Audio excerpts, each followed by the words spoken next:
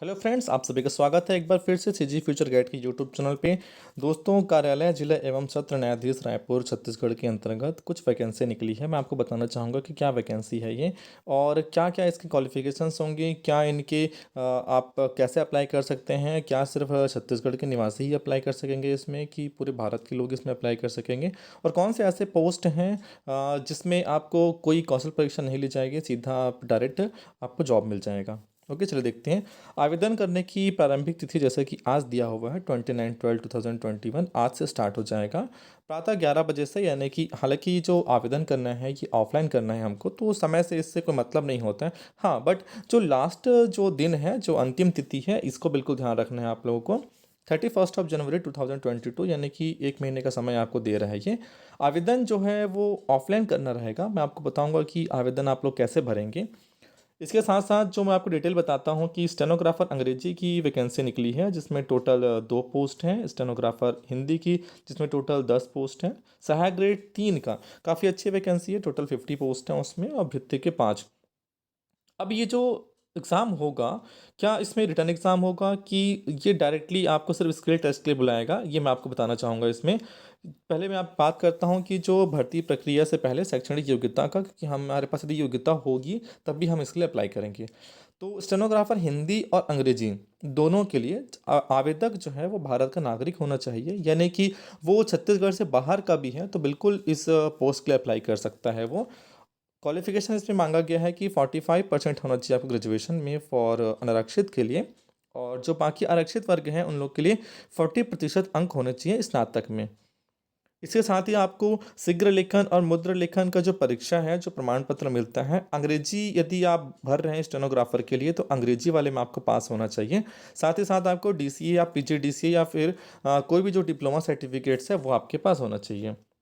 Stenographer Hindi के लिए भी सेम क्वालिफिकेशन है, बस आपको शीघ्र लेखन और मुद्र लेखन का जो पास है वो आपका हिंदी जो विषय है उसमें आपको पास होना रहेगा। बात करते हैं हम सहायक ग्रेड 3 की। तो सहायक ग्रेड 3 जो कि सेल अमीन, प्रतिलिपिकार, सहायक अभिलेखापाल, सहायक लेखक, आदेशिका लेखक और निष्पादक लिपिक के लिए जो पोस्ट होते हैं असिस्टेंट ग्रेड 3 का। अब इसमें जो साफ साफ बोला गया, अच्छा सैलरी आप लोग देखते हुए चलेंगे सैलरी क्या होता है। सैलरी काफ़ी अच्छी सैलरी रहती है। अब चाहे वो AG3 हो, चाहे वो DE हो, चाहे स्टेनोग्राफर हो, स्टेनोग्राफर की सैलरी तो काफ़ी अच्छी रहती है। अब इसके लिए भी वो साफ साफ बोल दिया कि आवेदक भारत का नागरिक होना चाहिए। यानी कि इसके लिए भी जो छत्तीसगढ़ से बाहर के लोग हैं वो भी बिल्कुल अप्लाई कर सकते हैं। अगेन वही कि आपका कॉलेज में 45% या 40% आपका होना चाहिए।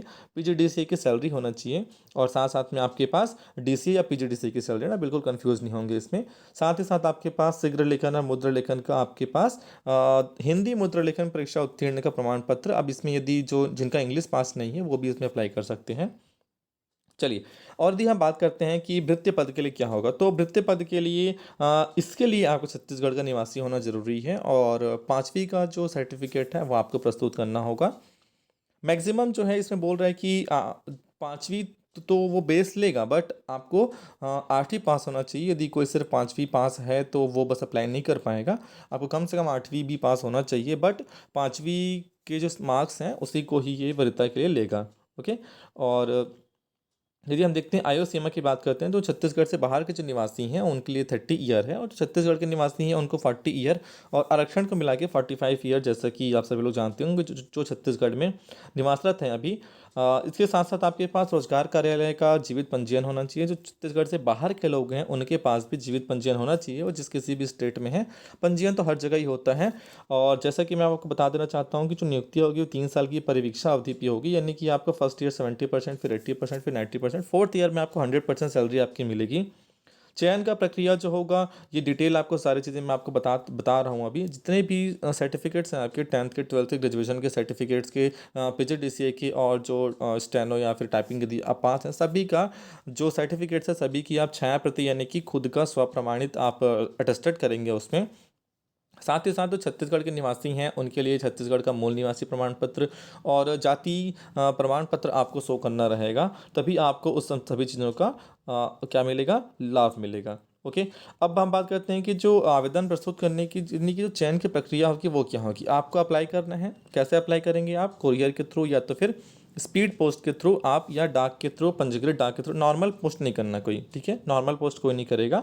पंजीकृत डाक या स्पीड पोस्ट या कोरियर के थ्रू आप लोग को आवेदन करना है। 31 जनवरी 2022 तक आपका आवेदन पहुंच जाना चाहिए। आवेदन कहाँ पहुंचना है उसका भी डिटेल दिया हुआ है आपको, ये सारी डिटेल आपके पास पहुंच जानी चाहिए। देखिए आपके पास साफ साफ बोला हुआ है कि जब इसमें एक्चुअली का एडमिट कार्ड है वो भी इसी में ही है, एडमिट कार्ड इसी में है। मैं आपको इसका जो भी लिंक सेंड कर दूंगा, आप वहाँ से डायरेक्टली इसको निकाल लेंगे फॉर्म को और आवेदन जो सॉरी एडमिट कार्ड को। एडमिट कार्ड में फ़ोटो वगैरह सब कुछ लिख के आपको लेके जाना है, वहाँ पर उन लोग रोल नंबर और साइन वगैरह सब करेंगे, जो भी डेट आपको मिलेगा उसमें। चलिए, अलग से कोई ईमेल वगैरह नहीं आएगा आपके एडमिट कार्ड के लिए।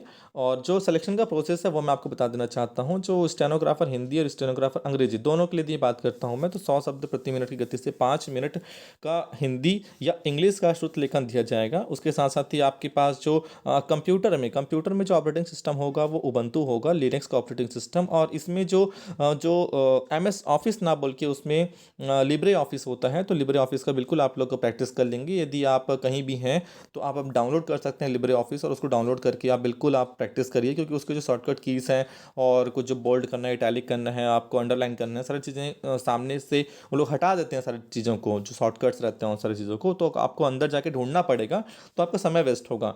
और जैसे कि आप सभी को दिया जा रहा है कि इसमें आपको जो bold letter, paragraph writing, setting, typing सभी के लिए आपको अशुद्धि के लिए 1/5 अंक काटा भी जाएगा, और टोटल 100 अंक का ये एग्जाम होगा। सहायक ग्रेड 3 के लिए भी कुछ इसी तरीके से एग्जाम होंगे। आपको हिंदी का गद्यांश दिया जाएगा आपको कितने देर के लिए, 10 मिनट के लिए। सेम वैसे ही इसमें भी आपका उबंटू लिनक्स में एग्ज़ाम होगा।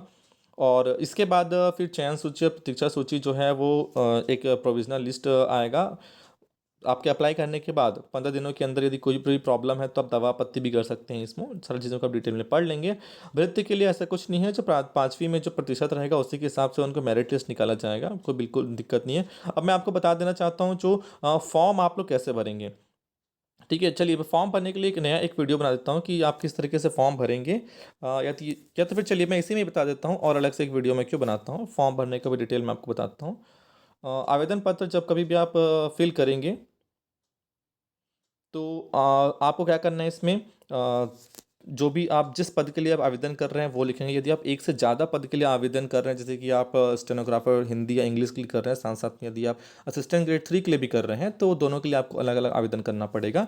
और यहाँ पर एक फ़ोटो लगाना है आपको, आवेदन पत्र का नाम, आपके जो भी हिंदी में इंग्लिश में लिखना है, माता पिता का नाम। यहाँ पर पुरुष संकेतक और महिला संकेतक की जगह 1 या 2 लिखेंगे। यदि पुरुष है तो 1 और महिला है तो 2 लिखेंगे।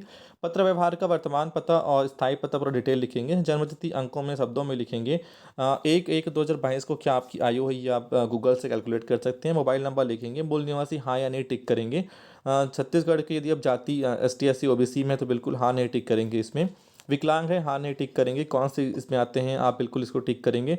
विकलांगता का प्रकार आप लिखेंगे, प्रतिशत लिखेंगे। भूतपूर्व सैनिक हैं कि नहीं ये लिखेंगे। रोजगार कार्यालय का पंजीकृत जीवित क्रमांक आप लिखेंगे, दिनांक लिखेंगे। रोजगार कार्यालय का नाम लिखेंगे जहाँ से आपका पंजीयन हुआ है, जिस जिला से हुआ जिला भी लिखेंगे, सफिशिएंट है। और इसके साथ साथ में विवाहित हैं कि नहीं है, यदि विवाहित हैं तो विवाहित की तिथि, बच्चों के नाम, लिंग और जन्मतिथि। इसके बाद यहाँ पर आएगा आपका सारी शैक्षणिक योग्यता, क्या क्या क्वालिफिकेशन है आपके पास, 10th 12th ग्रेजुएशन, आपका जो सर्टिफिकेट्स है, कंप्यूटर सर्टिफिकेट्स हैं, सारी चीज़ें आप लोग यहाँ पर डालेंगे। इसके साथ लास्ट में यदि आप गवर्नमेंट जॉब में हैं तो हाँ या नहीं टिक करेंगे। यदि आप गवर्नमेंट जॉब में हैं तो अनापत्ति प्रमाण पत्र भी आपको बिल्कुल उसकी फोटोकॉपी सेल्फ अटेस्टेड करके लगाना रहेगा। इसके साथ साथ में जो भी आप चीज़ें आप संलग्न कर रहे हैं, हाई स्कूल प्रमाण पत्र, हायर सेकेंडरी, स्नातक, स्नातकोत्तर, हिंदी अंग्रेजी शीघ्र लेखन का प्रमाण पत्र, मुद्रण लेखन का प्रमाण पत्र, कंप्यूटर की योग्यता, छत्तीसगढ़ का मूल निवासी, सारी चीज़ के जो भी फोटोकॉपी है सब में यहाँ पर लिखेंगे आप संलग्न है, संलग्न है, संलग्न है करके। और सभी की फोटोकॉपी आप सेल्फ अटेस्टेड करके बिल्कुल, और ये घोषणा में सारी डिटेल लिख के आप बिल्कुल इसको पोस्ट करेंगे। और पोस्ट करने के बाद आपको बता देता हूँ कि आवेदन पत्र का प्रारूप जो भृत्य पद के लिए है, तो भृत्य पद के लिए भी नॉर्मल सारी सारी चीज़ें डिटेल दी हुई हैं, ये आप लोग देख लेंगे। बिल्कुल अप्लाई करेंगे, इसमें कुछ भी चीज़ नया चीज़ नहीं है, सब डिटेल आपको दिया हुआ है सामने।